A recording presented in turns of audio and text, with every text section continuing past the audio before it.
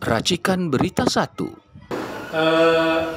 Diskusi publik kita pada hari ini yang diselenggarakan oleh masyarakat cinta Polri mengangkat sebuah tema yang lagi menjadi sorotan, yang lagi diperbincangkan oleh masyarakat saat ini, yaitu terkait dengan revisi Undang-Undang Nomor 2 Tahun 2022 tentang Polri.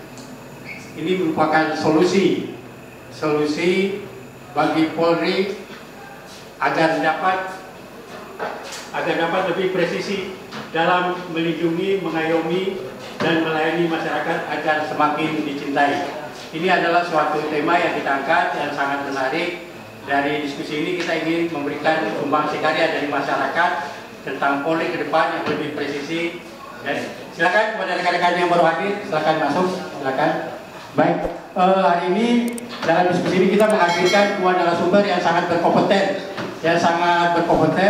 dalam bidangnya terkait masalah kepolisian ini. Yang pertama adalah Direktur Lemkapmi.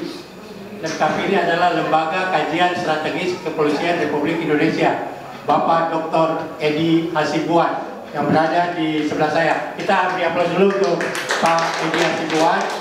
Yang kedua, ini sudah tidak asing juga, seorang pengacara senior, ya, pakar hukum, ya, praktisi hukum, Bapak Petrus Celestinus, SH, Koordinator Tim Pembela Demokrasi Indonesia, TPD. Kita aplaus juga untuk Pak Edi.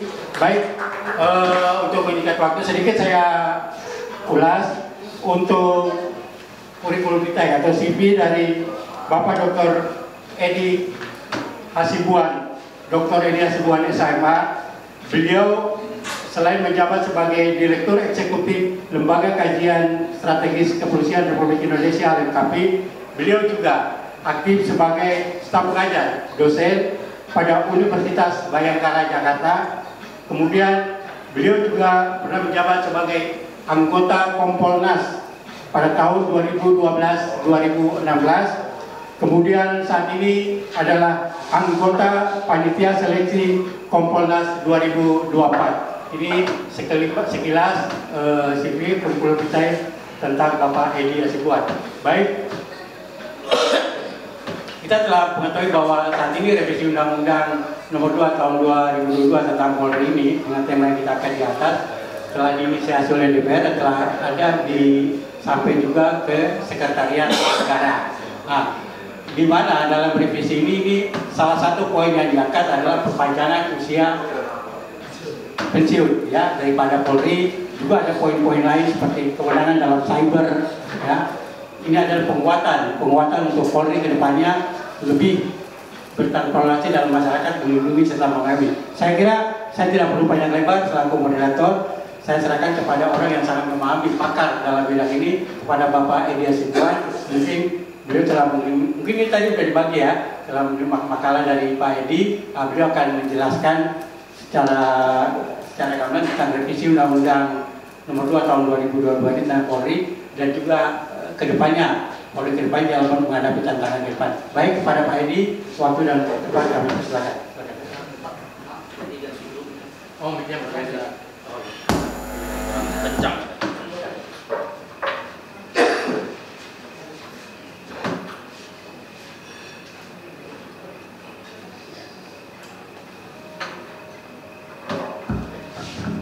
Halo.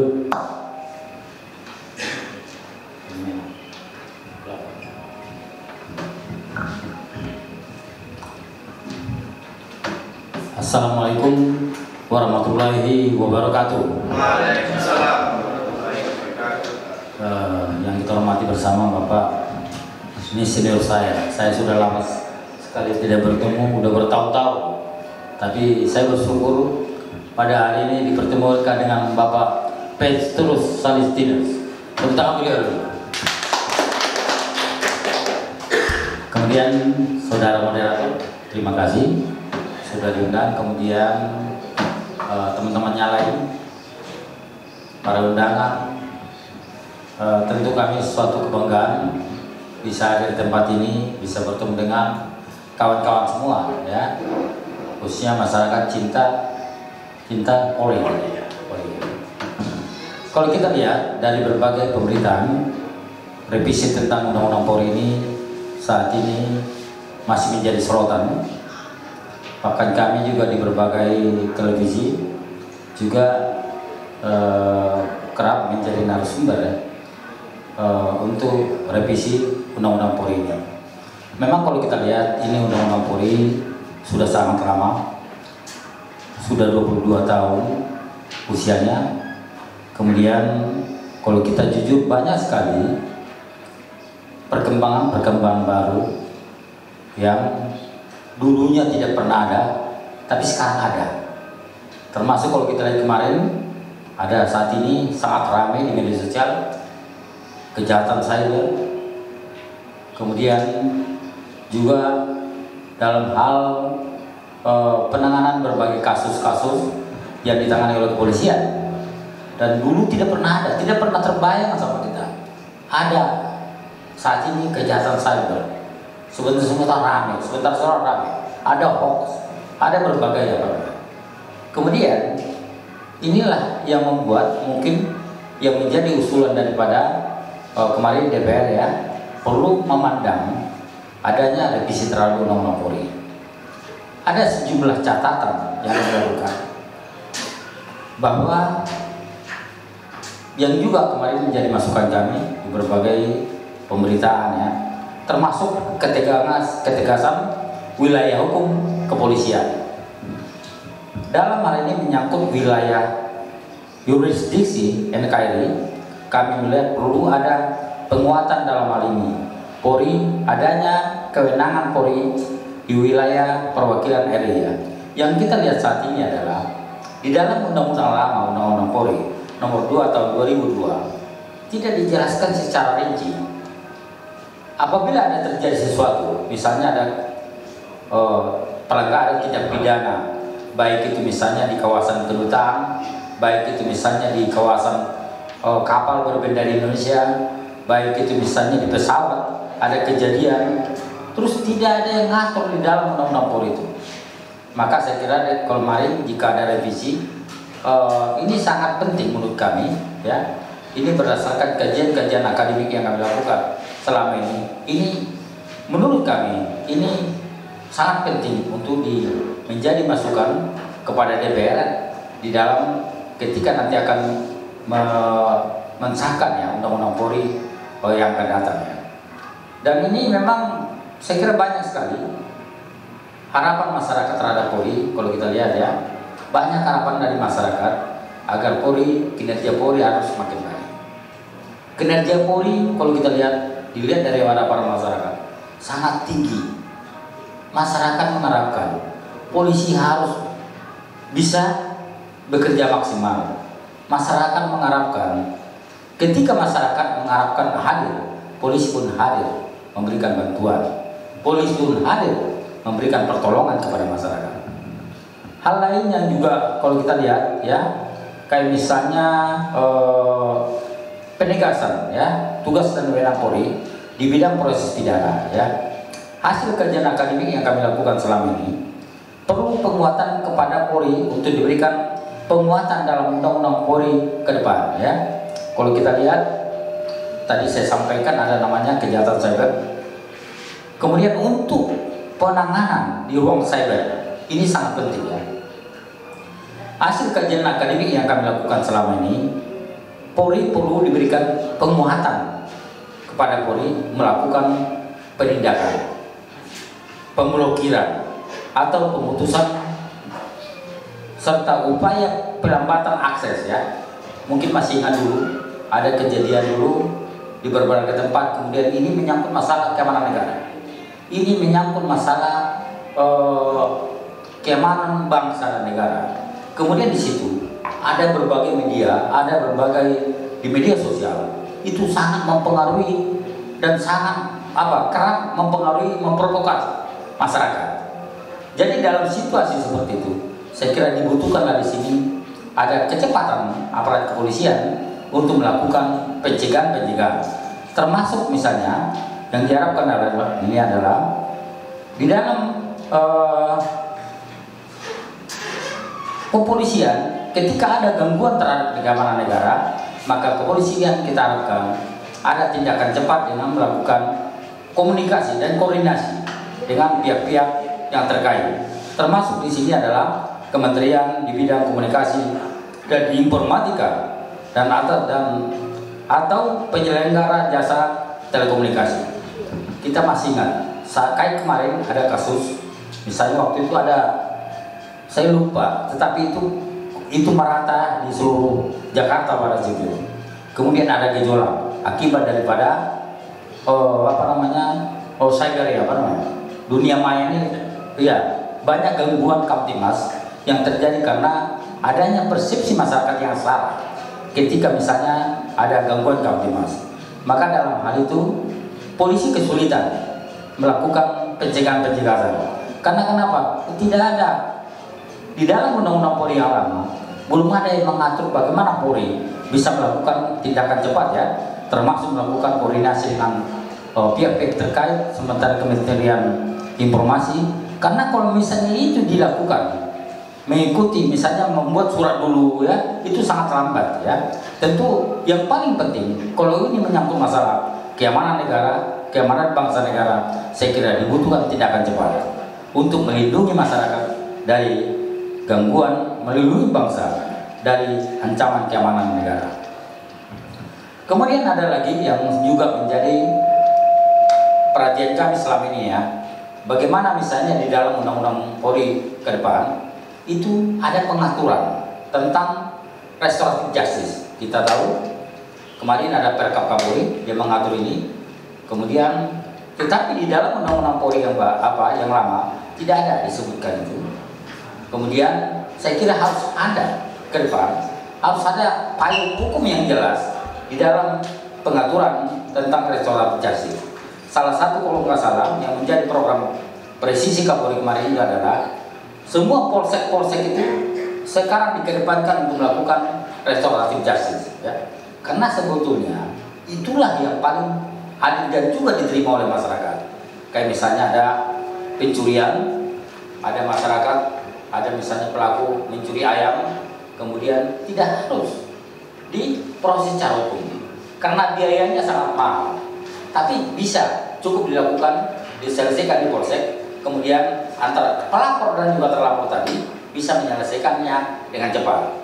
Sehingga kalau yang ada saat ini kadang-kadang yang sulit buat kita adalah ada kasus pencurian kayak kemarin itu ada pencurian sandal, kemudian diproses orangnya, ya, diproses orangnya kemudian lama, kemudian tentu pakai biaya yang mahal, ya. Jadi kalau misalnya ada terjadi seperti ini, ada di dalam undang-undang Polri ke depan, penyelesaian kasus-kasus yang tidak perlu diselesaikan, misalnya di pengadilan, cukup dilakukan di polsek. Itu sangat membantu masyarakat. Jadi kalau misalnya di dalam undang-undang Polri ke depan ada perubahan, kemudian salah satu yang kami sarankan masuk di dalam undang-undang Polri ke depan adalah penanganan tentang restoratif justice, ya. Itu menurut kami yang paling adil. Termasuk misalnya ada penipuan, dia menipu kawannya, misalnya 2 juta, gitu ya, atau 1 juta, kemudian laporkan polisi. Memang secara hukum itu melanggar hukum, menipu. Namun demikian, jika memang mereka bisa selesaikan 1 juta kerugiannya, kan bisa. Itu bisa memberikan rasa keadilan kepada, termasuk kepada korbannya, termasuk kepada yang melakukan tadi. Selesaikan, kembalikan uang dia. Dan itulah yang disebut dengan restoratif justice. Kemudian hal lain juga yang menjadi pengamatan kami, ya, termasuk di dalam penguatan tugas, fungsi dan wewenang Intelkam Polri. Kami melihat selama ini tugas-tugas Intelkam Polri belum bisa maksimal karena kenapa? Karena memang dibatasi oleh undang-undang yang ada. Kami mengharapkan berada dalam undang-undang Polri yang akan datang, ya. Kami perlu ada penguatan terhadap fungsi, tugas, peran, ya, dan wewenang intelijen keamanan Polri. Kami melihat karena Intelkam Polri masih belum maksimal karena tugasnya belum begitu sempurna di dalam undang-undang yang saat ini. Yang kami harapkan adalah perlu penguatan Intelkam Polri melakukan penyelidikan, ya, termasuk juga melakukan pengamanan dan penggalangan intelijen, pengumpulan bahan informasi dan bahan keterangan, dan melakukan deteksi dini dan peringatan dini dalam rangka pencegahan, penangkalan, serta penanggulangan terhadap setiap hakikat ancaman keamanan negara. Interkam Polri diharapkan diberi kewenangan memonitor keberadaan dan kegiatan orang asing ya, guna pengamanan kepada kepentingan nasional, kepentingan negara. Mungkin masih ingat, saya dulu masih ingat betul bagaimana dulu Interkam Polri itu bisa melakukan pengawasan terhadap orang-orang asing yang ada di Indonesia. Namun sekarang itu dengan undang-undang yang ada saat ini kurang kuat melakukan pengawasan terhadap keberadaan. Sementara kita tahu bahwasanya undang-undang yang ada di kepolisian itu belum cukup kuat untuk melakukan proses ya, termasuk juga misalnya pengawasan ya. Kalau kita tahu banyak orang-orang asing misalnya ada di Indonesia itu hanya melakukan kejahatan. Hal-hal seperti ini saya kira perlu dilakukan semacam pencegahan ya, semacam untuk menghindari adanya pelanggaran hukum yang dilakukan oleh warga asing yang ada di Indonesia. Termasuk misalnya, saya masih ingat betul ketika suatu daerah misalnya itu tenang, berarti kami melihat bahwasannya fungsi intel yang ada di situ berarti berhasil. Sebaliknya, kita sering lihat dalam pemberitaan ketika terjadi misalnya ada insiden, ada bentrokan ya, nanti yang disalahkan apa? Wah, intelijen yang tidak jalan ya. Jadi kalau terjadi seperti ini, yang kita harapkan adalah perlu penguatan intelijen di dalam hal melakukan pencegahan terhadap berbagai konflik-konflik antar masyarakat ya. Saya kira di sini peranan daripada intelijen bisa melakukan pencegahan, kemudian Intel juga bisa mendapatkan informasi sebanyak-banyaknya agar bisa menjaga wilayah itu dengan aman. Hal lainnya juga kami lihat perlu alat material khusus Polri ya. Kita tahu dalam 3 tahun terakhir ini KETLE itu diterapkan. Yang jadi masalah adalah KETLE itu tidak pernah ada di dalam undang-undang Polri. Nah, sekarang diterapkan, kemudian payung hukumnya belum kuat ya. Dan jika terjadi seperti ini, saya kira ke depan perlu diatur di dalam undang-undang Polri agar polisi di dalam menjalankan tugasnya ada payung hukum yang mengatur tentang tugas-tugas daripada aparat kepolisian, sehingga tidak salah di dalam ketika melakukan penegakan hukum, ketika melakukan menerapkan aturan-aturan itu di tengah masyarakat. Kemudian di dalam hal alat material khusus ini sebetulnya sudah diatur di dalam Perkap nomor 10 tahun 2016 tentang pedoman tata cara pengadaan alat material khusus di lingkungan Polri. Hal lain yang juga menjadi perhatian kami selama ini adalah berdasarkan kajian-kajian akademik yang kami lakukan adalah kami melihat perlindungan jaminan sosial untuk anggota Polri belum maksimal, dan memang di dalam undang-undang Polri itu belum ada diatur secara lengkap bagaimana kalau misalnya ketika ada anggota Polri yang melaksanakan tugasnya kemudian ada musibah, mungkin dia ditembak oleh perampok, mungkin dia ditembak oleh menjadi korban kebrutalan massa ya. Di situ tidak dijelaskan bagaimana perlindungan negara kepada mereka itu. Kami melihat payung hukum yang mengatur ini sepenuhnya belum kuat. Anggota Polri sudah seyogyanya mendapatkan hak-haknya, termasuk perumahan ya. Kalau dulu karena memang anggota sedikit, dulu banyak asrama dibangun ya di berbagai wilayah. Kemudian kalau ada polsek di belakangnya banyak asrama ya. Tapi sekarang karena memang jumlahnya sangat besar, banyak anggota Polri saat ini kalau kita lihat banyak mengontrak, cari kontrakan dulu ketika dia bertugas di tempat itu, kemudian biar dia bisa bertugas dengan benar. Ya. Selain itu ada juga misalnya masalah perumahan dinas, kemudian pelayanan kesehatan ya. Pelayanan kesehatan juga saya kira demikian ya. Perlu ada jaminan kepada anggota ini agar dia bisa menjalankan tugasnya dengan baik. Kemudian angkutan dinas ya. Kita bermimpi suatu ketika nanti ada anggota Polri, setiap anggota Polri itu ketika dia berangkat kantor, dia akan menggunakan angkutan mobil dinas ya, dari asrama ya, dia menuju kantor mereka ya. Dia tidak harus bawa mobil, tidak harus bawa motor, tetapi ada angkutan yang disiapkan oleh institusi kepolisian kepada pegawainya, kepada anggotanya. Ketika mereka akan berangkat dari luar, ada angkutan umum, ada angkutan khusus yang diperuntukkan kepada anggota itu sehingga mereka betul-betul bisa menjalankan tugasnya dengan baik. Kemudian ada juga soal pemakaman dinas ya. Ini juga menurut kami perlu menjadi perhatian karena selama ini ketika anggota Polri yang gugur dalam tugas, yang gugur saat menjalankan tugasnya, kemudian belum ada diatur di dalam undang-undang yang lama. Saya kira dalam undang-undang baru ini perlu diatur sehingga ini tentu akan memberikan perlindungan, jaminan sosial kepada anggota yang menjalankan tugas tadi.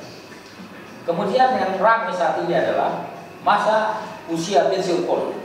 Ya, kita tahu ini kemarin saya beberapa kali diundang menjadi narasumber di TV tentang usia ini.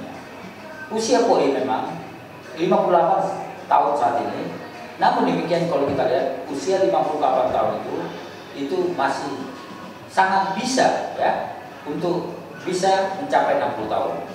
Kenapa demikian? Karena kalau kita lihat banyak anggota Polri setelah dia pensiun, dia kemarin mencari kerjaan lagi, bahkan menjadi satpam di berbagai tempat.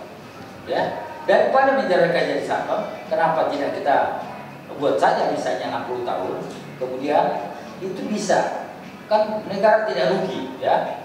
Apalagi misalnya kalau kita lihat ASN juga sekarang sudah 60 tahun, kemudian kejaksaan juga selain kemarin sudah 60 tahun, termasuk juga TNI saat ini juga melakukan berbagai upaya-upaya untuk revisi karena ada peningkatan menjadi 60 tahun. Saya kira 60 tahun itu sangat cocok menjadi anggota Polri dan masih layak ya karena umurnya 60 tahun. Di lain itu yang juga mendapatkan sorotan adalah ada anggota Polri yang memiliki keahlian khusus ya.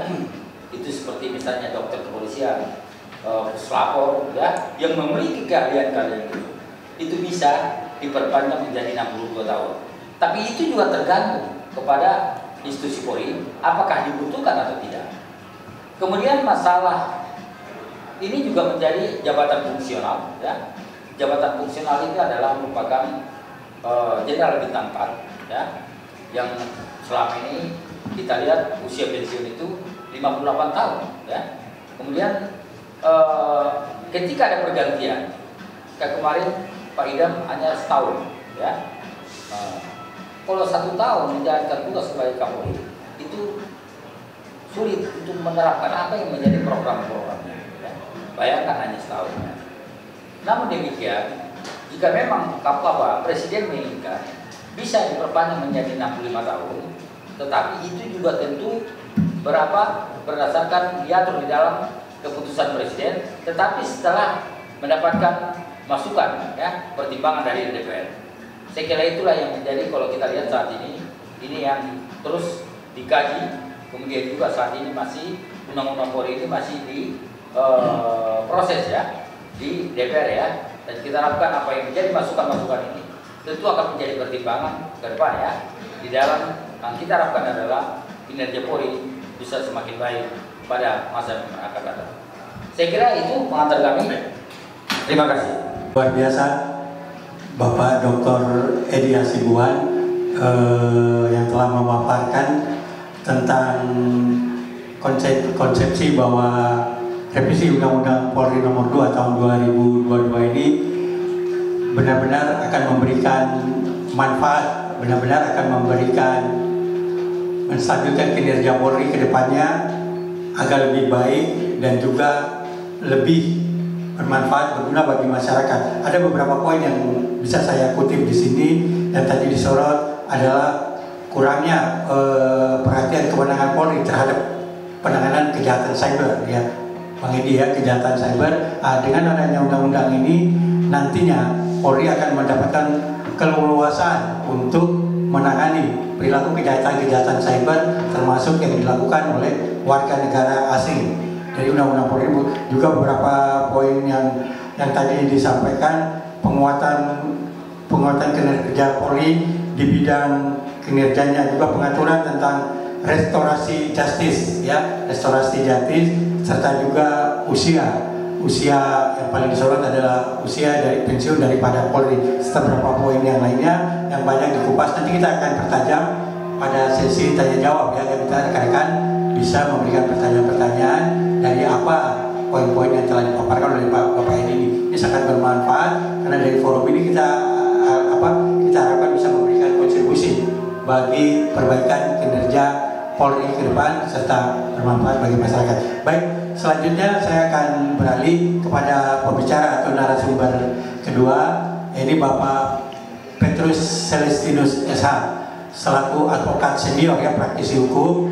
Beliau juga adalah koordinator Tim Pembela Demokrasi Indonesia (TPDI). Kita sudah sangat mengenal Pak Petrus selama ini. Pak Petrus, mungkin Pak Petrus bisa mengulas, bisa mengupas sedikit tentang revisi Undang-Undang Polri ini dilihat dari sudut pandang seorang praktisi hukum, seorang advokat, bagaimana menyikapi keberadaan revisi Undang-Undang Polri nomor 2 tahun 2022 ini. Kepada Pak Petrus, waktu dan tempat kami persilakan. Baik, terima kasih. Selamat siang. Assalamualaikum warahmatullahi wabarakatuh. Terima kasih kepada masyarakat cinta Polri yang menginisiasi diskusi ini. Terima kasih juga kepada Pak Edi Hasibuan, seorang praktisi dan juga lama menggeluti denyut nadi kepolisian di Republik Indonesia ini. Jadi karena Pak Edi sudah menyampaikan banyak hal, saya hanya melengkapi saja. Saya mungkin berangkat dari sejarah perjalanan Polri sejak kelahirannya pada 3 Juni 47. Kemudian di tahun 62 Polri bergabung menjadi bagian dari TNI atau ABRI. Lalu dalam perjalanan hidupnya kepolisian ini sudah mengalami 3 kali perubahan undang-undang. Jadi Undang-Undang Polri yang pertama itu Undang-Undang Nomor 13 tahun 61, kemudian tahun 1997 diubah dengan Undang-Undang Nomor 28 tahun 97, lalu pasca reformasi dengan Undang-Undang Nomor 2 tahun 2002, dan setelah 20 tahun lebih, sebentar lagi kita akan memasuki revisi Undang-Undang Polri yang sekarang mungkin masyarakat cinta Polri mengambil inisiatif untuk ikut menyumbangkan pemikirannya di dalam revisi nanti. Jadi kalau saya lihat dengan usia Polri yang mungkin sudah 70 tahun lebih, tetapi dalam perjalanan perjuangan untuk menjaga keamanan dan ketertiban di negara ini, 30 tahun lebih Polri berada di dalam kekuasaan ABRI. Kita ini kan ada di generasi seperti saya ini kan ada di era di mana saya ikut merasakan bagaimana Polri pada waktu berada di dalam kekuasaan ABRI. Dia sebagai pelengkap penderita, itu terus terang. Pada waktu itu kita kenal dengan istilah dwifungsi ABRI. Dwifungsi ABRI itu artinya ABRI sebagai kekuatan pertahanan negara, tetapi ABRI juga ingin memegang kekuasaan pemerintahan. Jadi kita bayangkan di waktu Orde Baru itu hampir semua jabatan di dalam pemerintahan diisi oleh ABRI. Polisi walaupun sudah ada di dalam tubuh ABRI, tetapi polisi ini seperti anak tiri di dalam kehidupan demokrasi, kehidupan pemerintahan di era Orde Baru. Jadi kita bisa bayangkan ya, sebagai sama-sama memegang kekuasaan di dalam pusat pemerintahan, ya, dengan fungsi yang berbeda, tetapi karena dia ada dalam cengkraman kekuasaan ABRI, DNA-nya Polri itu seperti tidak berjalan sepenuhnya. Semuanya diatur, bahkan sampai anggarannya diatur oleh tentara. Nah, ini yang membuat pada waktu sebelum reformasi, ya, masyarakat mahasiswa mendorong, menuntut supaya Polri harus dipisahkan dari TNI. Karena kekuasaan TNI pada waktu itu luar biasa. Hitam putihnya negara ini ditentukan oleh TNI. Kita bisa bayangkan tahun 93, 96 Kongres PDI Perjuangan, belum ada perjuangan ya, Kongres PDI dalam rangka bagaimana pelihara konflik antara Suryadi dan Ibu Mega.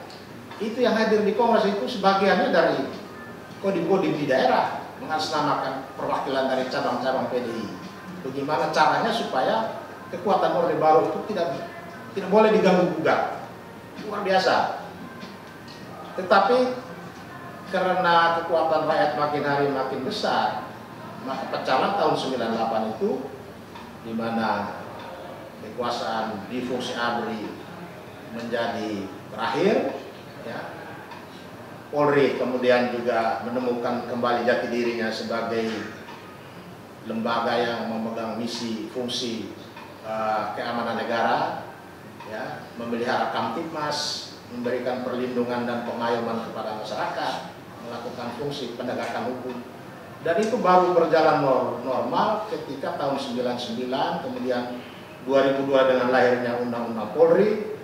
Polri secara utuh jati dirinya, DNA-nya sebagai lembaga yang menjaga keamanan negara, lembaga yang menjalankan fungsi Kamtibmas, perlindungan, pengayoman, dan penegakan hukum. Jadi kira-kira dalam 20 tahun lebih Polri berjalan sesuai dengan fungsi yang sesungguhnya, kita sudah melihat banyak sekali kemajuan yang dialami oleh Polri. Ya, kita bisa bandingkan pada tahun 1996 ya ke belakang. Itu suasana kantor polisi itu, kalau saya lihat dulu, kalau saya masuk di Polres Jakarta Selatan atau di Polda Metro Jaya, itu suasananya hampir sama dengan kita masuk di kantor pos kota atau kantor harian Sinar Pagi, ya, di mana bunyi mesin tik, polisi dengan aspal di sebelah kiri kanan, suasananya seperti itu. Tetapi Polri setelah reformasi perlahan-lahan jauh berbeda. Ya, SDM-nya juga ditingkatkan dengan sangat baik, anggaran pun ditingkatkan. Kita masuk di Polda atau di Mabes Polri sekarang hampir sama dengan kita masuk di Hotel Bintang 5. Luar biasa. SDM-nya jago-jago. Itu bagian dari kemajuan yang dicapai oleh Polri setelah memisahkan diri atau dipisahkan dari TNI. Ya. Dan sekarang sudah mulai Polri ditempatkan di berbagai pemerintahan, ya. Kita lihat Menteri Dalam Negeri Pak Tito dari seorang jenderal polisi, ya. Kemudian sekarang juga muncul, kita memasuki pilkada, banyak pimpinan Polri yang sudah mulai ingin menjadi gubernur, bahkan ada yang bupati, ada juga yang jadi anggota DPR dan berbagai macam profesi lainnya. Ini satu kemajuan yang patut kita syukuri, tetapi juga masih banyak yang belum terpenuhi, ya. Masih banyak kekurangan yang menjadi keluhan masyarakat. Saya bilang kalau kita jalan malam, ya, kita merasa aman, terus kita tidur di rumah nyenyak dari malam sampai pagi, itu berarti fungsi polisi itu berjalan, ya. Fungsi sebagai Kamtibmas, fungsi menjaga keamanan, fungsi perlindungan terhadap masyarakat itu berjalan. Kita merasa senang, fungsi-fungsi ini kita nikmati. Kita baru pusing kalau kita urusan dengan perkara di kantor polisi. Nah, itu baru masyarakat mulai pusing, ya. Karena berbagai macam prosedur, berbagai macam perilaku yang mungkin ini menjadi salah satu tugas berat kepolisian ke depan, dan juga mungkin juga tugas berat dalam revisi Undang-Undang Polri ini ke depan. Ya, kita lihat seperti tadi Pak Edi sudah singgung juga mengenai restoratif justice. Restoratif justice ini memang bukan sesuatu yang baru. Ya. Restoratif justice ini sebuah model penyelesaian perselisihan antar anggota masyarakat yang penyelesaiannya dilakukan secara musyawarah. Dan ini sudah leluhur kita, nenek moyang kita itu dari dulu mewariskan kepada kita di kampung-kampung. Kalau kita punya persoalan dengan tetangga, kalau kita punya persoalan dengan saudara, atau kita punya persoalan dengan warga antar kampung, itu diselesaikan secara musyawarah di lembaga adat desa. Nah, model restoratif justice ini dalam perjalanan selanjutnya diadopsi oleh pemerintah. Ya, diadopsi oleh pemerintah sehingga sekarang ini Polri punya peraturan kepolisian tentang restoratif justice. Begitu juga kejaksaan, ya, begitu juga di Mahkamah Agung. Tetapi restoratif justice ini belum maksimal karena dia baru menyentuh kepada persoalan-persoalan kecil, misalnya sengketa antar warga masyarakat yang nilainya di bawah 5 juta atau 2 juta lebih, yang sebetulnya belum banyak bermanfaat untuk menyelesaikan konflik antar warga masyarakat. Jadi kalau orang masyarakat punya konflik di antara mereka, kemudian masuk ke kantor polisi, itu artinya lembaga di desa-desa, ya, lembaga adat di desa yang berfungsi menyelesaikan konflik itu sudah angkat tangan, sehingga salah satu pihak lapor ke pihak kepolisian. Nah, di kepolisian ini akhirnya Kapolri mengeluarkan peraturan 2-3 tahun yang lalu tentang restoratif justice, atau dalam bahasa Indonesia orang bilang keadilan restoratif.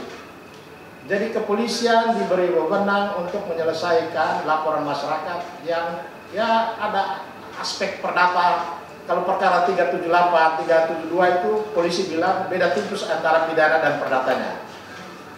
Nah, di situ Polri diberi kewenangan untuk boleh mendamaikan mereka. Tetapi kalau mendamaikannya dengan nilai yang sangat kecil itu juga saya pikir di satu pihak tidak membantu konflik masyarakat yang dengan kerugian yang besar, ya, dan juga tidak bermanfaat banyak bagi Polri dengan tugas untuk supaya jangan sampai perkara itu bertumpuk-tumpuk masuk ke dalam proses peradilan resmi. Kalau semua diselesaikan di polisi atau diselesaikan di luar polisi dengan damai, artinya tugas polisi tidak terlalu bertumpuk-tumpuk. Jadi kita harus dorong melalui revisi undang-undang ini seperti tadi sudah dikatakan oleh Pak Edi.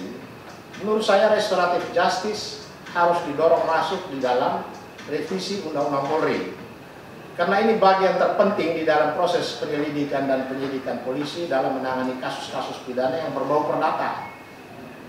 Karena selama ini juga kita tahu dalam perkara-perkara yang besar, ya, polisi juga atas inisiatif sendiri memediasi. Kalau mediasinya berhasil, clear, tidak ada masalah. Tapi kalau mediasinya gagal, polisinya dilaporin kemana-mana bahwa polisi mencampuri masalah perdata. Nah, ini yang jadi soal. Sehingga peraturan Polri tentang restoratif justice ini harus kita dorong, ditingkatkan supaya menjadi diatur di dalam undang-undang supaya lebih kuat. Begitu dia masuk di dalam undang-undang, maka konflik masyarakat dengan nilai berapapun sepanjang itu bisa di restoratif justice kan, kenapa tidak? Jadi tidak harus masuk pengadilan. Yang masuk pengadilan itu betul-betul perkara-perkara yang betul-betul mengganggu ketertiban masyarakat. Kalau hanya soal perkara ya tipu, orang bilang apa, tipu gelap.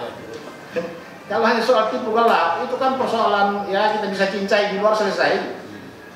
Nah, ini harus diperjelas di sini. Sebab kalau angkanya hanya 2,5 juta yang bisa diselesaikan, terus kalau yang besar dibiarkan berperkara. Kita perkara juga tidak gratis kok.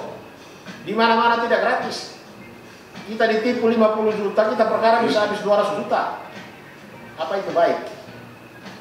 Jadi ini harus kita dorong, dan tugas masyarakat cinta polisi tidak hanya diskusi di sini. Ya. Setelah diskusi ini, pemikiran-pemikiran yang digali, dihimpun selama ini, bawa ke pimpinan Polri, mungkin bisa minta Pak Edi memfasilitasi atau bicara dengan Kompolnas sebagai kepanjangan tangan dari Presiden dan juga pimpinan Polri, dialogkan di sana supaya ini masuk di dalam revisi undang-undang. Kemudian revisi undang-undang Polri ini juga harus dijadikan momentum untuk memperkuat kelembagaan Polri. Karena kita lihat Polri dalam tugas-tugas penegakan hukum dan Kamtibmas, dia tidak bisa lepas dari KUHP. Padahal KUHP kita ini kan disahkan oleh Presiden Soeharto pada 31 Desember tahun 1981. Jadi kalau 81 sampai sekarang sudah berapa puluh tahun. KUHP kita sudah banyak ketinggalan, KUHP kita sudah banyak kelemahan, KUHP kita sudah tertinggal jauh lah dibandingkan dengan Undang-Undang Polri yang baru lahir tahun 2002, tetapi dalam waktu dekat ini mau direvisi. Karena itu revisi Undang-Undang Polri nomor 2 tahun 2002 harus dijadikan momentum untuk memperkuat hukum acara pidana yang diatur di dalam kepolisian, ya. Sekaligus juga untuk mengisi kelemahan kekurangan yang ada di dalam KUHP. Saya lihat rancangan undang-undang yang dibuat tahun 2017 ini, saya agak sedih juga saya lihat. Karena di sini yang diatur itu soal izin keramaian, polisi, nah, itu kan soal remeh-temeh, ya. Soal apalagi beri izin untuk pendidikan satpam, itu bukan tugas kepolisian dalam arti yang sesungguhnya. Kenapa tidak diatur mengenai bagaimana suatu perkara hasil penyidikan masuk ke kejaksaan, karena jaksanya berkepentingan bolak-balik, ya. Tidak ada kepastian hukum. Nah, ini harus dijawab di dalam rancangan undang-undang ini. KUHP banyak memberi peluang, ya, ada celah-celah untuk aparat penegak hukum bermain. Polisi banyak mengeluh karena hasil penyidikannya sudah dimainkan di tingkat kejaksaan, masuk pengadilan malah diputus bebas. Sementara polisi bersusah payah menyidik, menyelidiki, menangkap, memanggil sana sini, tapi hasilnya di pengadilan malah ia dibebaskan. Jangankan sampai ke pengadilan, untuk diterima jaksa saja dibuat bolak-balik perkara itu tidak menentu. Ini juga harus menjadi perhatian kita supaya ini dibenahi. Sebab kalau tidak, kita tidak mengalami perubahan apa-apa dan masyarakat tidak dapat manfaat apa-apa dari revisi undang-undang ini, ya. Karena posisi kepolisian kita sekarang ini sudah oke. SDM-nya jago. Kami sebagai pengacara, kami merasa banyak mendapat ilmu, mendapat pengetahuan, mendapat macam-macam dari polisi-polisi muda yang hebat-hebat. Kalau kita masuk ke Bareskrim, kalau kita masuk ke Polda Metro Jaya, beda kalau misalnya kita masuk di Polda NTT misalnya, itu beda. SDM-nya beda, ya, di daerah itu beda. Tapi kalau kita masuk di Polda Metro Jaya, kita masuk di Mabes Polri, kita dapat ilmu, diskusi dengan mereka, ngobrol dengan mereka. Hebat-hebat, luar biasa. Dari segala aspek itu kita kasih jempol. Yang masih harus dibenahi itu adalah soal penegakan hukum ini. Kita masih, boleh dikatakan, kita nangis darah baru bisa dapat keadilan, ya. Itu terjadi di mana-mana. Dan seharusnya polisi di Jakarta, entah itu Polda Metro Jaya, Polda Jawa Barat, Polda Jawa Tengah, Polda Jawa Timur, di kota-kota besar harus dijadikan model percontohan bahwa penegakan hukumnya oke. Karena kita menuntut sekaligus harus benar, harus baik juga memang tidak gampang. Karena ini kan menyangkut bagaimana kita mengubah karakter, mengubah mental. Yang lain-lainnya sudah oke.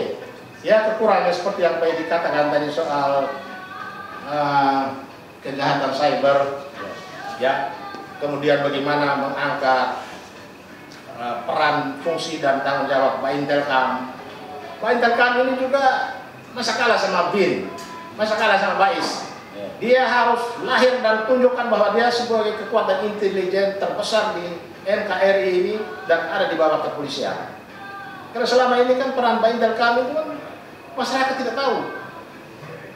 Orang lebih kenal, bahkan lebih takut dengan yang namanya BIN atau BAIS. Padahal SDM di Pak Intelkam ini sudah luar biasa.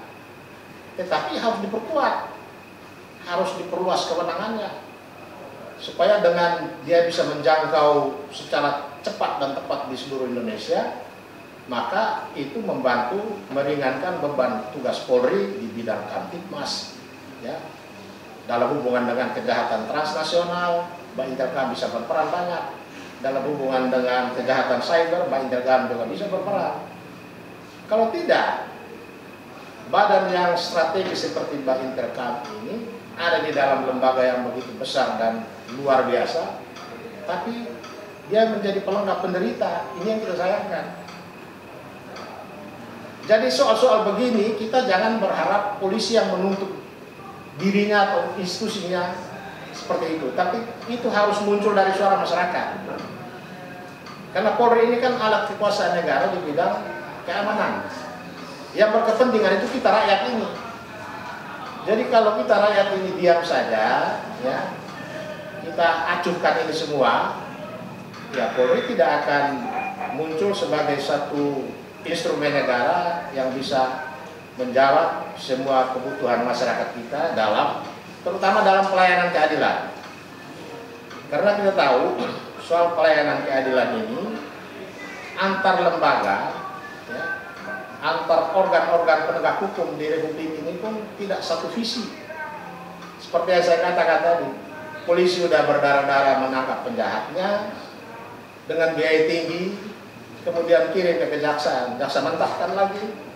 Hanya karena di sana sudah ditungguin pihak lawannya untuk ngatur-ngatur. Kemudian kalau diterima, diteruskan ke pengadilan, dimentahkan lagi kena. Jadi kita ini mencari keadilan ini tidak ada akhirnya, berputar-putar di situ terus. Nah, jadi kita sebagai masyarakat yang juga punya kepentingan dengan polisi ke depan yang harus lebih baik lagi, kita tidak boleh diam. Ya, kita harus bersuara, dan bersuara itu yang produktif, yang positif, yaitu apa tadi? Semua saluran untuk kita bisa menyampaikan sumbangan pemikiran, selain kita ke DPR minta dengar pendapat, sampaikan pemikiran-pemikiran ini. Kita ke Kompolnas, karena Kompolnas itu kan punya secara struktur dia bertanggung jawab langsung kepada Presiden, tetapi dia juga punya koneksi langsung dengan Kapolri. Mereka bisa menyalurkan suara kita dalam rangka kita mencintai Polri, dalam rangka kita ingin membenahi, ya, supaya Polri ke depan dengan semua infrastruktur yang dia sudah miliki, SDM yang sudah hebat, dia harus tampil lebih baik lagi. Karena kelemahan dia itu menurut saya bidang penegakan hukum ini yang belum tuntas. Ya. Mereka sudah hebat-hebat. Menangkap penjahat itu nggak perlu nunggu berbulan-bulan. Kecuali Harun Masiku, nggak tahu. Iya. Tapi yang lain-lain hanya dalam hitungan hari. Saya kira dari saya itu saya dulu, Pak. Terima kasih. Terima kasih Pak Petrus atas paparan yang disampaikan pada diskusi publik ini. Sedikit saya ulas tadi yang disampaikan oleh Pak Petrus bahwa revisi Undang-Undang Nomor 2 Tahun 2002 tentang Polri ini adalah merupakan mengalami perubahan yang ketiga ya Pak Petrus ya. 3 kali perubahan saya disampaikan terhadap Undang-Undang Polri Nomor 2 Tahun 2000. Ini adalah revisi ketiga. Ya. Selanjutnya juga disampaikan tadi oleh Pak Petrus mengulas sedikit bahwa dulu pada era Polri masih di bawah naungan ABRI, ini sangat terkesan dianektikan, sangat boleh dikatakan sebagai pelengkap penderita, tidak memiliki kewenangan yang akurat pada saat itu. Makanya dirumuskan agar Polri terpisah dari ABRI. Juga anggaran Polri yang diatur oleh TNI dan sebagainya. Ada juga tadi dikupas sedikit oleh Pak Petrus bahwa fungsi Polri berjalan jika fungsi Polri dapat dinilai berjalan jika masyarakat hidupnya mengalami ketenangan, kedamaian dan ketentraman. Hidupnya semua berarti fungsi Polri sebagai pengamanan masyarakat ini berjalan dengan baik. Itu salah satu yang juga disampaikan. Juga terkait dengan restorasi justice ya dari Polri yang belum maksimal ya, Dan ada usulan yang disampaikan oleh Pak Petrus tadi bahwa bagaimana restorasi justice ini harus masuk dalam revisi Undang-Undang Polri ke depannya, ya. Revisi Undang-Undang Polri ini, karena ini sangat memegang peranan penting, di mana revisi Undang-Undang Polri ini bisa dijadikan momentum penguatan kelembagaan Polri untuk ke depannya. Juga yang digarisbawahi tadi bahwa sangat diharapkan suara-suara dari masyarakat. Suara-suara masyarakat memberikan masukan, input maupun kritikan sangat diharapkan untuk perbaikan kinerja dan kelembagaan Polri ke depan. Mungkin gitu ya Pak Petrus, saya sedikit yang saya kupas. Baik, untuk menyingkat waktu karena nanti Pak Edi juga ada acara selanjutnya. Saya buka ya beberapa ya, sementara 3 pertanyaan dulu ya. Saya minta supaya langsung aja pada pokok pertanyaan yang ditanyakan ditujukan kepada siapa, apa kedua-duanya, dan tidak perlu panjang lebar ya. Silakan bagi rekan-rekan yang ingin memberikan pilihan, silakan Saudara Edi, ini Mas Wira. Nah, Mas Wira, satu lagi yang saya minta dari ini Bang Rijal ya, Mas Rijal ini lawyer juga ya, seorang advokat juga ya. Jadi baik, mulai dari Mas Edi dulu, silakan ya untuk berikan pertanyaannya. Singkat pada tadi ya.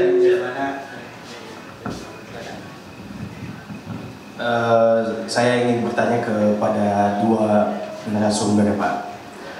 Saya masih ingat betul waktu saya masih kelas 5 SD tahun 2000-an ya. Itu di kampung saya terjadi perampokan dan pembunuhan. Dan sampai hari ini di Nias saat itu, sampai hari ini pelaku itu tidak pernah ditangkap ataupun ditemukan siapa pelakunya, dan keluarga korban itu tahu sebenarnya siapa pelaku, cuman mereka ini keluarga korban ada satu ketakutan sampai korban itu pindah dari kampung, dan itu dia pindah hampir 15 tahun baru balik lagi ke kampung. Mungkin pada saat itu memang ada polsek pada saat itu, cuman mungkin saya masih kecil, mungkin pada saat itu pihak kepolisian atau polsek itu personelnya kurang, kemudian juga infrastrukturnya masih belum mapan, tidak seperti saat ini. Ya, saya sebagai pemuda sangat mendukung institusi Polri untuk lebih diperbesar kapasitasnya, asalkan itu bermanfaat dan berguna untuk melindungi kepentingan masyarakat, bangsa dan negara. Jangan juga institusi Polri dikasih kewenangan yang melampaui dari kewenangannya, tapi merugikan masyarakat. Kita mendukung Polri gitu, supaya dia diberikan kewenangan yang baik, yang kuat, sehingga ini juga untuk kepentingan kita bersama, ya, seluruh bangsa Indonesia. Itu menurut saya, Pak. Pertanyaannya apa? Ya. Pertanyaannya apa? Pertanyaannya adalah jangan sampai yang terjadi di kampung saya itu tahun beberapa silam itu tidak terbongkar gitu. Intinya penanganannya. Dan penanganannya gitu. Artinya itu ya. Kita ditangkap segera. Nah, itu maksud saya. Artinya justru kalau kewenangan Polri ini ditingkatkan, diperkuat, baik dari anggarannya jauh lebih baik. Jangan sampai Pak, ya korban-korban dari seperti itu seperti yang terjadi di kampung saya beberapa tahun yang lalu. Saya masih ingat betul Pak. Iya tuh. Itu ada satu korban meninggal dunia di kepalanya itu dikena apa? Saya lihat betul Pak, dan mamanya, ibunya, adiknya luka-luka Pak. Dan tidak ada yang berani. Dan keluarga korban sebenarnya tahu siapa pelakunya, cuma takut Pak. Nah itu. Baik. Saya Perwira Siregar. Di sini saya sebagai masyarakat ataupun civil society sangat mendukung atas revisi Undang-Undang Polri. Dalam pandangan saya terjadi revisi ini karena ada perubahan ataupun perbaikan sehingga langkah-langkah depan lebih baik. Namun yang menjadi pertanyaan sebagai masyarakat yang saat ini yang menilai oknum polisi saat ini, oknum ya, bukan secara institusi, tapi oknum. Ada satu kasus di masyarakat, saya baca di media sosial, bahwasanya ada seorang ibu melapor kepada kepolisian di Polsek kalau nggak salah di daerah Bulukumba. Nah, laporan itu ditolak, bahkan duitnya diambil. Nah, pertanyaan saya, ini kan kita sebagai masyarakat, hadirnya polisi ini memberikan keamanan, kenyamanan kepada masyarakat, dan polisi ini seakan-akan sahabat masyarakat, sehingga masyarakat merasa aman dan nyaman tinggal di sebuah tempat. Nah, pertanyaan saya, apa yang mendasari oknum-oknum seperti itu sehingga mencederai institusi Polri, sehingga rasa trust dari masyarakat itu terhadap Polri menjadi keseluruhan secara institusi, padahal pelakunya hanya oknum polisi. Itu yang menjadi bahan pertimbangan bagi kita masyarakat ini terhadap revisi undang-undang ini. Apakah Polri diperkuat? Apakah Polri semakin ini diperlemah karena sikap dari oknum tersebut? Nah, pertanyaan saya itu, apa yang mendasari bahwasanya oknum-oknum ini membuat perilaku yang tidak baik itu? Apa alasan mereka? Apakah mungkin fasilitas yang tadi seperti yang dijelaskan? Apa karena memang biaya hidup apa segala macam sehingga mereka berbuat seperti itu? Dan saya sangat sepakat tadi, apabila polisi-polisi ini bekerja dengan baik sehingga restorasi justice itu berjalan dengan baik. Ya, mungkin itu saja. Bila itu walidaya. Assalamualaikum warahmatullahi wabarakatuh. Waalaikumsalam. Terima kasih berbeda saya. Silakan Bang Ejal. Sama dengan Pak Petrus ini juga persis sebagai ini di HN ya. Silakan Pak Ejal.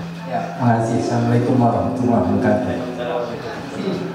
Saya ini temannya beliau dulu di LBH Nusantara Jakarta, terus juga pernah di TPDI. Ya, jadi agak kenal lah dengan Bang Petrus. Ya, saya dua hal yang sangat menarik dari Pak Edi Hasibuannya. Penguatan Mbak Intelkam.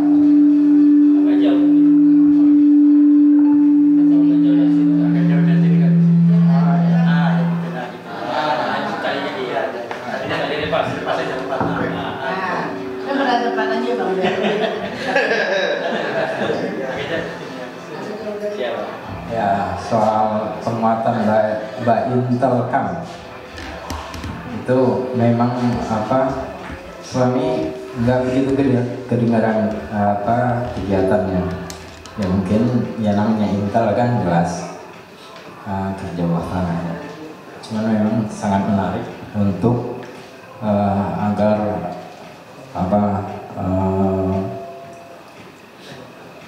ya kekuatan-kekuatan dari asing atau oknum masyarakat yang cukup banyak kita nggak tahu itu bisa dipantau secara serius, dan ada juga sanksi yang harus diberikan, tapi tentu harus ada pembahasan yang cukup kuat. Yang kedua dari Bang Petrus soal restoratif justice ini sangat menarik. Pertama, memang perlu ada penyelesaian persoalan-persoalan kecil itu nggak perlu harus diselesaikan, nggak harus diproses, dihukum dan lain-lain. Cuman juga menarik soal perkara besar pun boleh diselesaikan dengan pola mediasi. Cuman yang harus dicermati adalah jangan sampai polisian justru terjebak oleh persoalan ya ini kayak mediator, dan ini tentu akan membuat polisi tambah buruk. Nah, saya minta solusi lebih teknis, Bang Petrus. Terima kasih. Baik, saudara. Satu lagi lah saya kasih untuk dari media ya. Mungkin Bang Dul ya, silakan kasih pertanyaan biar ini ya. Silakan kan?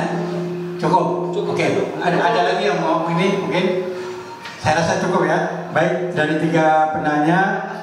Pertama dari Saudara Edi Lase ya, ini terkait terkait kasus yang terjadi di daerahnya di Nias, penyelesaian kasus perampokan ya yang tidak selesai, pembunuhan ya, berbagai pembunuhan dan tidak tuntas. Ya. Jadi bagaimana untuk mengatasi kedepannya agar penanganan perkara seperti ini bisa selesai tuntas ya pasca revisi undang-undang ini yang tadi dinyatakan mendukung. Kemudian yang kedua mirip ya dari perwira serikar ya, bagaimana ada oknum Polri yang bersikap di luar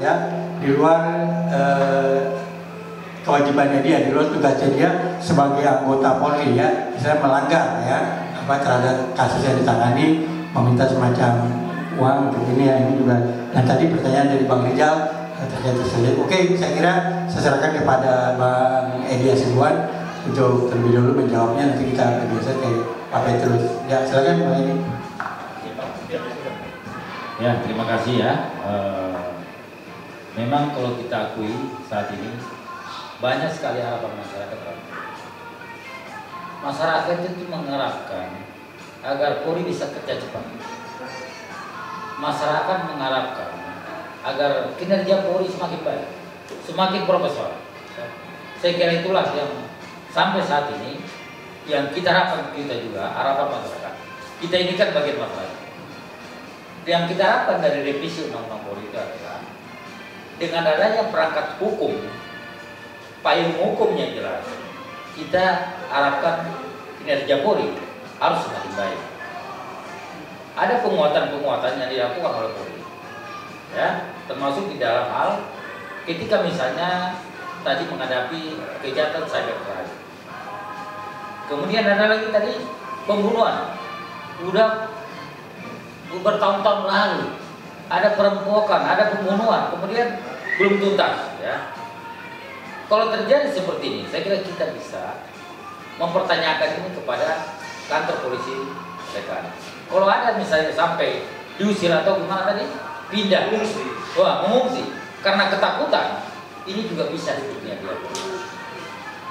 Karena bagaimanapun juga keamanan masyarakat itu adalah menjadi tanggung jawab kepolisian. Masyarakat aman itu menjadi tugas kepolisian. Ketika masyarakatnya merasa tidak nyaman atau kena teror, maka polisi di tempat itu tidak berhasil menjalankan. Itulah makanya kami selalu ingatkan kepada juru jajaran Polri ya. Kebetulan saya lama sekali menjadi pengawas kepolisian ya. Saya selalu sampaikan kepada polisi-polisi di daerah ya, termasuk Kapoldanya, Kapolresnya, untuk tidak pernah bosan ya untuk melayani masyarakat. Kapan saja masyarakat butuh, layani, respon cepat. Bahkan apa saja yang kehilangan masyarakat juga direspon. Ya, tidak ada alasan buat polisi untuk tidak merespon apapun juga yang menjadi kesulitan masyarakat. Bahkan ada juga misalnya hewan peliharaannya hilang, lapor polisi juga ada. Ya, karena masyarakat mengharapkan polisi itu harus hadir tepat ketika dibutuhkan. Bahkan beberapa kali saya lihat ada ular misalnya, lapor polisi juga ya. Ada masuk ke rumah orang, lapor polisi juga ya. Dan ini kalau kita jujur, semua sisi-sisi kehidupan masyarakat itu tidak lepas daripada kehadiran polisi. Masyarakat tidur, polisi harus ada. Masyarakat belajar, masyarakat kuliah, polisi pun harus ada. Masyarakat ada kecelakaan, polisi pun ada. Ada kebakaran pun, polisi pun ada. Karena harus menjaga kawasan itu agar aman. Jadi saya sarankan, kalau memang terjadi, tidak apa-apa disampaikan kepada kantor polisi terdepan ya, yang terdekat. Kemudian tidak mempan juga lapor kepada komandannya, tidak mempan lapor ke Polres, lapor ke Polres, ya tidak apa-apa. Polisi memang kita harus koreksi apabila misalnya dia lalai dalam menjalankan tugasnya. Apabila bisa polisi tidak menjalankan tugas yang baik, kita pun boleh komplain. Ya, saya kira Kapolri juga kita lihat kemarin berkali-kali menyatakan bahwa siapa yang mengkritik polisi maka itu adalah temannya polisi. Ya, itu ramai sekali di berbagai medsos ya. ramai sekali. Artinya di sini adalah kita melihat Polri sangat terbuka untuk polisi. Apa saja yang menjadi keluhan masyarakat tidak perlu ragu, laporkan. Ya, kalau ada oknum yang menyuap, laporkan, tindak tegas. Ya. Saya selalu sampaikan juga dalam berbagai kesempatan agar oknum-oknum tadi yang menyimpang, ya, tidak perlu ragu untuk diberhentikan, ya, tidak perlu ragu untuk ditindak. Bahkan apabila misalnya sampai ada namanya jadi bandar narkoba misalnya gitu, ada oknum, ada melakukan misalnya terlibat kejahatan, ya, tidak perlu ragu, berhentikan dengan tidak oknum. Karena kalau dibiarkan itu bisa menyebar ke yang lain, ya, harus diapa, ya. Jadi yang namanya penyimpangan hentikan. Saya kira Kapolri kalau kita lihat juga sangat tegas, ya, dalam berbagai kasus itu sangat tegas. Termasuk juga kemarin tidak pernah ragu untuk menindak, memberhentikan Sambo, ya, langsung pecat, ya. Teddy Minahasa juga langsung pecat. Kita dulu tidak pernah kebayang apa ya Kapolri berani, ya, berani memecat jenderal, ya. Tapi kenyataannya berani pecat, ya. Sambo dipecat, Teddy Minahasa yang terlibat kasus narkoba dipecat, ya. Artinya di sini adalah tidak ada keraguan buat Polri. Karena Polri memang kalau kita lihat pengamatan kita juga pengen ada perubahan besar, ya, agar pelayanan kepolisian di masa masyarakat juga semakin baik, ya. Kemudian hal lain tadi ada usulan pengawasan ditingkatkan, saya setuju, ya. Memang kalau kita lihat pengawasan terhadap Polri itu juga sebetulnya juga sudah banyak, ya. Ada pengawas eksternal, ada pengawas internal, ya. Namun apakah itu cukup? Belum tentu juga. Saya lihat saat ini adalah pengawasan media sosial itu sangat ampuh, ya. Kita lihat banyak berita polisi viral, ya, karena melakukan penyimpangan, ya, karena melakukan penyalahgunaan, ya, viral, ya. Dan apa yang dilakukan Polri? Merespon cepat. Apa yang menjadi masukan-masukan media tadi, ya. Saat ini tidak ada yang bisa dihindari. Pengawasan media, termasuk media sosial, itu sangat kencang, ya.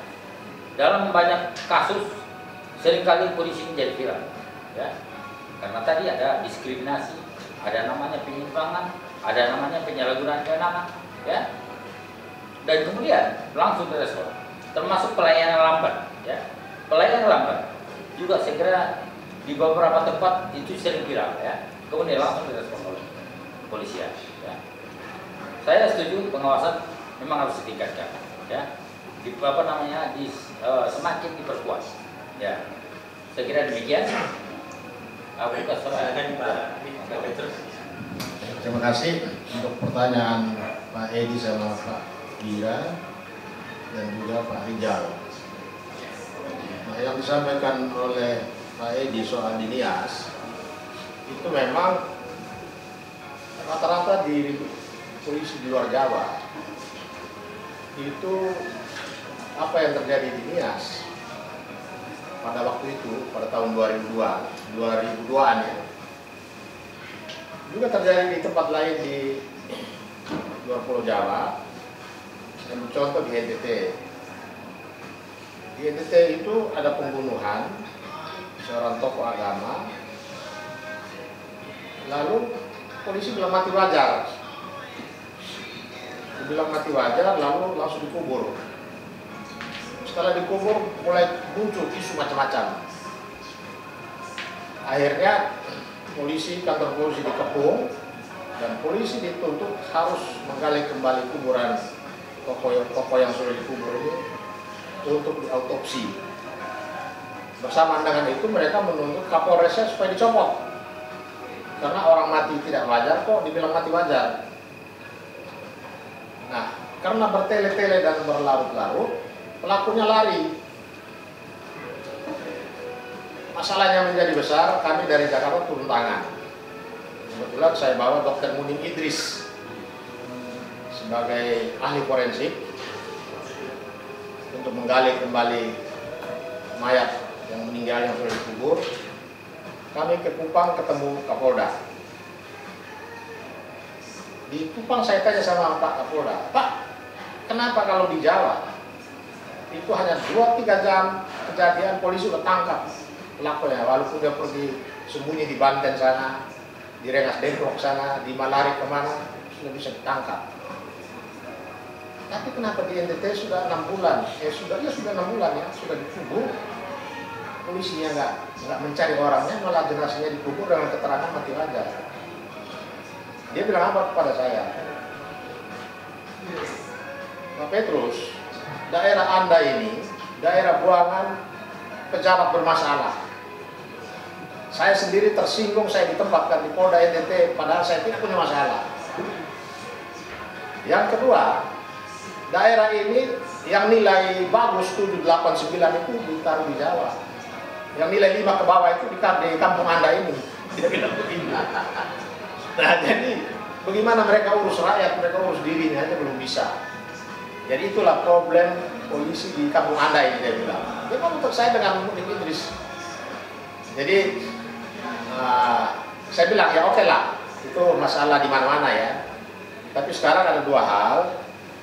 Masyarakat menuntut ada autopsi. Saya sudah bawa Dr. Muhammad Idris, almarhum sekarang sudah meninggal ya. Dan Kapolres dicopot, ganti dan pelakunya dicari. Akhirnya kami dari Kupang terbang ke salah satu kabupaten di sana. Di sana kan tidak seperti di Jawa Sumatera lancar ya, susah. Dari antar kabupaten aja bisa 3-4 jam baru bisa nyampe. Jadi kami gali, dokternya lakukan autopsi dan memang ini dibunuh. Hasilnya ganti penyidik, ganti Kapolres, ketemu pelaku dari 5 pelaku yang ditangkap cuma 2. Jadi apa yang terjadi di Nias, itu sama seperti di kita di daerah-daerah yang jauh. Akhirnya ini kembali kepada persoalan SDM tadi. Di bidang penegakan hukum kita masih mengalami hal-hal yang sangat memprihatinkan. Padahal hampir seluruh Indonesia, Polda ini sudah kelas apa ya? Jadi Kapoldanya Bintang 2 itu kelas apa ini? Tipe A. TPA. Semua sudah tipe A.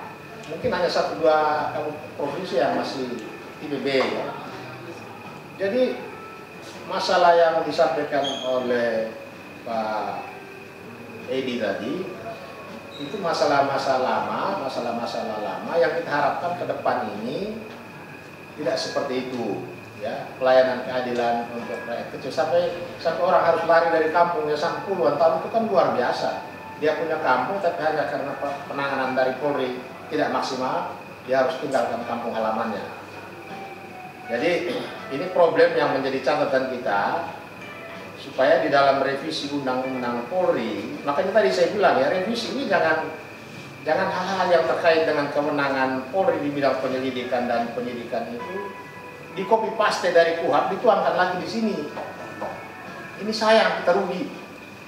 Ya, apalagi masih ada lagi soal memberikan izin untuk kegiatan keramaian umum, pengujian pengujian SIM, pemberitahuan tentang kegiatan penyampaian pendapat di muka umum, menerima pemberitahuan tentang ini kan hal-hal yang seperti tidak perlu diatur di sini. Atau hal-hal yang substansial yang langsung menyangkut kepentingan rakyat banyak yang menjadi keluhan selama ini, seperti soal restoratif justice. Kenapa tidak masuk di sini? Soal Kompolnas, kenapa kewenangannya tidak diperluas? Kemudian struktur, ya di sana ada Baintelkam. Dia itu salah satu elemen penting di dalam tubuh kepolisian, tetapi belum menggelegar seperti misalnya Bareskrim, ya, atau dibagi lagi di bagian itu ada Dirkrimum, ya, Dir Cyber, Dir Tipiter, Dir Korupsi, itu hebat. Tapi yang satu ini tidak muncul. Dia harus menjadi besar. Dia harus kalau dia menjadi besar dan kuat, dia sangat membantu unsur Polri yang lain yang ada di dalam Bareskrim. Jadi persoalan Edi dengan Pak Miras itu juga sama ya, soal penegakan hukum memang kita masih jauh yang harus dibenahi. Karena bukan hanya soal infrastruktur dan SDM, tapi ini sudah menyangkut persoalan karakter. Ya. Masyarakat mulai mempertanyakan sebetulnya mau jadi polisi itu syaratnya apa sih? Gitu. Karena soal pungli ini juga masih menjadi persoalan. Pimpinan Polri berkali-kali melarang, jangan, tapi ini nggak bisa. Tidak bisa dihentikan seketika. Orang mau jadi polisi, mau jadi hakim, mau jadi jaksa, mau jadi jabatan dimanapun, yang ini nggak bisa kita hindari. Sudah ada KPK, sudah ada anti pungli, anti segala macam anti dipasang, tapi ini masih menjadi soal. Selama ini nggak bisa dibenahi, kita lah nanti melahirkan polisi ya itu soal penegakan hukum tadi kita belum bisa keluar dari problem itu. Jadi itu menjadi tugas bersama kita, terutama masyarakat cinta Polri. Terima kasih. Baik, kita beri aplaus dulu untuk kedua narasumber. Baik, saya pikir tadi 3 penanya. Oke, silakan ada. Ini Bang, ini kan saya juga mempertanyakan tadi apa yang mendasari mereka. Apakah tadi kebutuhan rumah tangga mereka tidak tercukupi sehingga mereka melakukan pungli, ataupun ada laporan-laporan masyarakat mereka tidak tindak, bahkan mereka ambil duit masyarakat itu dari dompetnya langsung. Itu saya baca di media sosial. Pun media sosial itu hoax atau segala macam, itu urusan belakang. Yang penting itu informasi yang saya terima di media sosial. Pertanyaan saya tadi, apa yang mendasari mereka? Apakah infrastruktur mereka, sarana-prasarana mereka sebagai Polri tidak terpenuhi sehingga mereka membuat kegiatan-kegiatan lain yang di luar daripada SOP daripada mereka sendiri, atau sehingga mereka perlu ditingkatkan kebutuhannya sehingga pelayanan semakin dekat kepada masyarakat? Ya. Kadang-kadang polisi lapangan ya, dia harus keluar uang dari dompetnya sendiri. Nah ini juga masalah manajemen, masuk ke situ lagi. Anggarannya mungkin ada, tapi disunatnya terlalu banyak. itu soal realitas. Di Jakarta, di mana-mana sama, mereka mengeluh.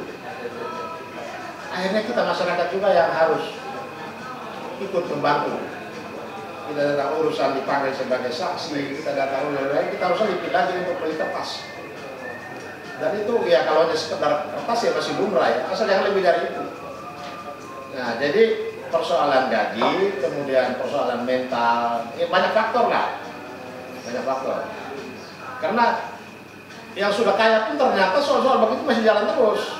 Jadi kembali kepada mental tadi, persoalan apa ya istilahnya ya, di kepolisian apa ya, mental, perilaku, moral, integritas, sangat yang menjadi masalah. Padahal kalau hakim ngomongnya begini, kami ini begitu perkara masuk di kami yang bersangkutan sudah nggak punya apa-apa, karena udah habis di polisi duluan. Nah itu cerita. Waktu di polisi dia masih punya lah. Begitu masuk jaksa dia sudah mulai batuk-batuk. Kami masih ada. Giliran masuk pengadilan udah nggak bisa apa-apa. Makanya kami ini ya hakim-hakim itu miskin-miskin. Terima kasih. Pak, ada yang saya ingin. Tadi Bapak menyampaikan ada kemiripan di daerah luar Jawa itu. Nias dengan NTT. Ya, masalah SDM. Memang Pak, ini juga menjadi perhatian publik, khususnya abdi negara, baik itu ASN, polisi, TNI, jaksa yang ditugaskan di daerah itu. Ada bilang ini abdi negara buanan. Ini sebenarnya Pak, diksi ini sangat merusak Pak, sangat mencederai kepentingan publik sebenarnya. Menurut saya Pak, ini rekrutmen para abdi negara ini harusnya jauh lebih baik. Artinya ada sebuah rekrutmen yang salah kalau begitu. Mestinya rekrutmen itu sudah secara sama Pak, kapasitas SDM-nya, integritasnya sama. Kenapa? Kenapa berbeda? Kenapa ada muncul di ruang publik itu abdi negara buangan? Ini kan parah Pak. Nah ini menurut saya yang harus diperbaiki oleh pihak Polri ke depan. Jangan sampai ada asumsi publik, wah oknum Polri buangan. Kasihan Pak, mereka mengabdi, meninggalkan keluarganya. Bahkan kalau pemain mereka merayakan hari-hari besar, Natal, Idul Fitri, jauh Pak. Ya kan? Ya contohnya dari mana dikirim ke Nias misalnya, ke NTT, tiket pesawatnya berapa Pak? Kan begitu Pak. Mereka udah meninggalkan seluruh mempersembahkan jiwa raganya untuk masyarakat negara, tapi ada kata-kata wah saya itu sih Pak, saya nggak setuju Pak. Jadi begini, memang beberapa daerah itu masih dijadikan tempat membuang pejabat yang bermasalah sebagai bagian dari sanksi tambahan. Jadi pernah suatu kali, ini udah berapa tahun yang ini pengalaman, karena kita ini praktisi ya. Kita laporkan orang ini, dia anggota polisi, karena kelakuan yang nggak baik kita laporkan, dan laporan kita direspons. Dan waktu itu mau dibuang, ditelepon ke bagian yang menangani masalah pindah-pindahkan itu. Coba cek di NTT kabupaten yang paling bikin susah di mana. Disebutlah nama salah satu kabupaten, Bajawa namanya. Nah, karena memang Bajawa itu satu kota yang ada di kayak mangkoknya gunung itu. Dia ada di puncak gunung, tapi di gunung itu di atasnya rata, jadi itu dijadikan kota. Dan juga ada salah satu rapat di Semarang, rapat hakim-hakim agung. Ini terjadi perdebatan beberapa hakim yang berdasarkan laporan masyarakat. Di situ perdebatan dipecat atau dikasih peringatan keras. Di situ muncul bahasa sebelum dipecat, di NTT-kan atau dipakuakan.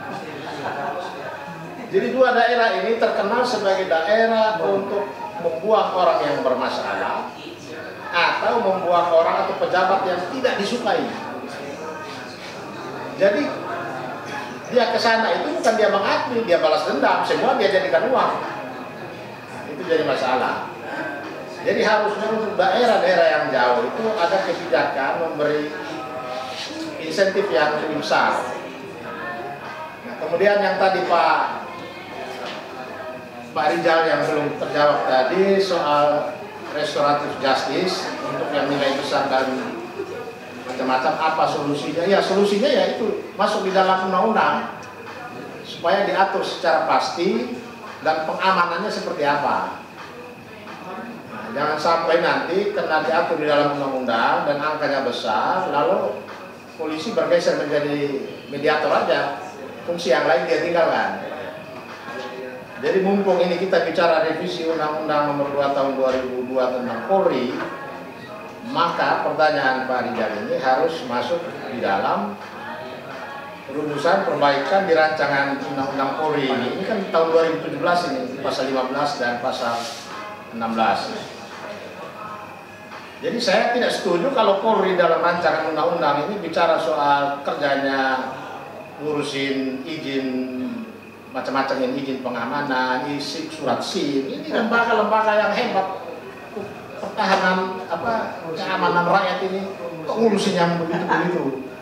Itu cukup diatur dengan peraturan Kapolri atau peraturan Kapolda, jangan diatur di dalam undang-undang. Lebih baik atur soal restoratif justice, atur soal distribusi SDM yang hebat-hebat secara merata. Ya betul. Dan kalau perlu tiap bulan ganti Kapolda, kalau memang kerja nggak benar. Gitu. Kalau perlu Pak. Baik, saya close dulu ya untuk. Jadi saya kira cukup ya dari para narasumber melihat waktu. Sebentar untuk mengakhiri ini, saya minta closing statement sedikit Pak ya. Dari kedua narasumber kita, Pak Edi sedikit closing statement. Kemudian dari Bang Petrus juga ya. Closing statement, setelah closing statement kita tutup ya. Kita bersama dengan narasumber ya. Silakan Pak Bang Edi. Ya, terima kasih ya. Memang kalau kita lihat apa yang menjadi pengajuan ini, memang karena ini adalah suara dari DPR, ya. Karena mungkin DPR melihat perlu ada pembinaan, perlu ada penguatan negara. Maka DPR kemarin lalu mengajukan untuk revisi ya. Dan ini memang ini masuk di dalam prolegnas. Tentu kalau kita lihat apa yang terjadi sebetulnya saat ini adalah memang diperlukan ya. Zaman sudah berubah.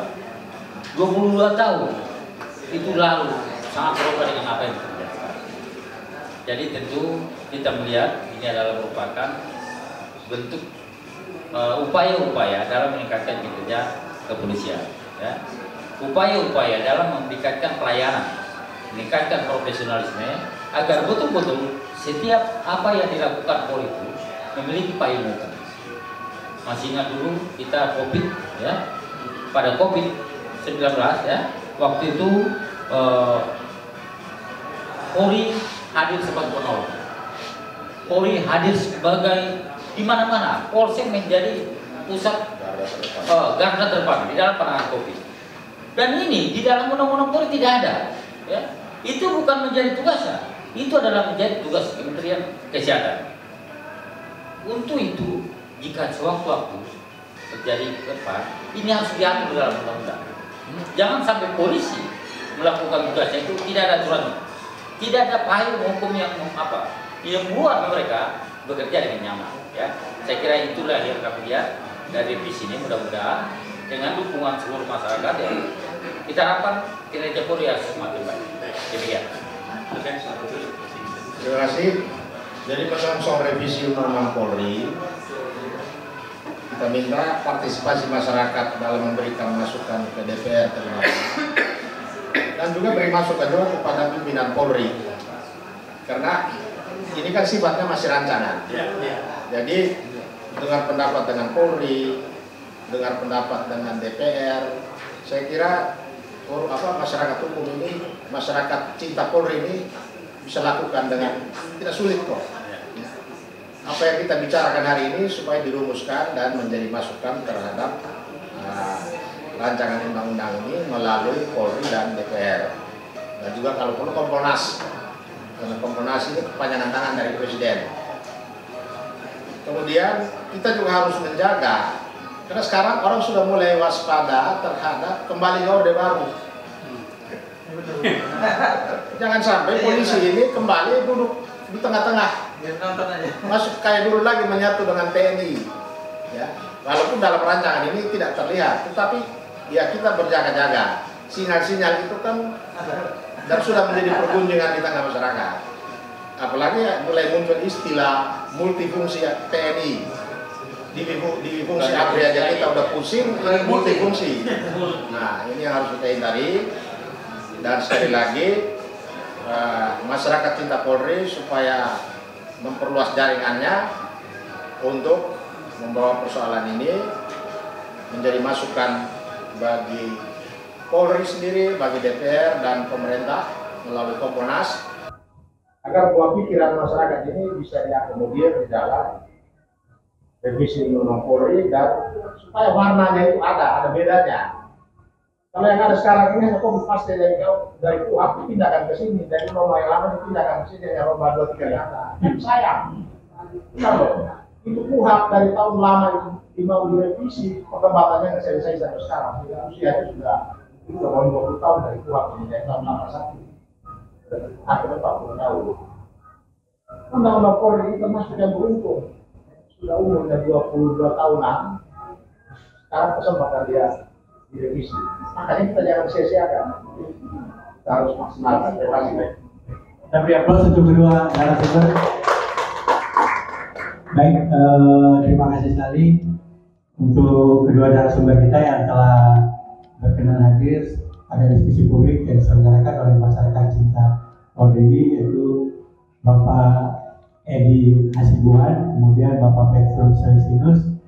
Kita harapkan dari apa yang disampaikan oleh kedua narasumber, juga pertanyaan, respon daripada audiens peserta yang hadir ini bisa memberikan suatu input seperti tadi Pak Petrus juga disampaikan, masukan yang berharga bagi DPR, bagi revisi Undang-Undang Polri ke depan, agar bisa menciptakan Polri yang lebih presisi, bertanggung jawab, serta dapat mengayomi, ya, memberikan rasa nyaman dan ketenangan bagi masyarakat, sehingga kedekatan menangani masalah, kasus juga dapat teratasi dengan baik, dan Polri benar-benar mandiri baik dari kesejahteraannya, sisi-sisi hal lain yang kita akan sampai tadi. Jadi ini kita rangkum, kita berikan masukan juga, dan perluasan studi yang betul oleh Pak Direktur dan Bang Edi. Saya kira untuk diskusi publik kita hari ini kita cukup sekian. Sekali lagi terima kasih untuk kedua narasumber,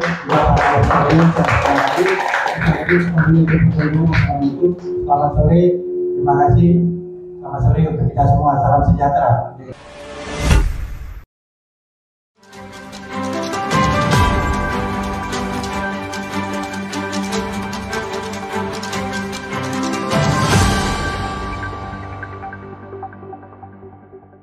Racikan Berita 1.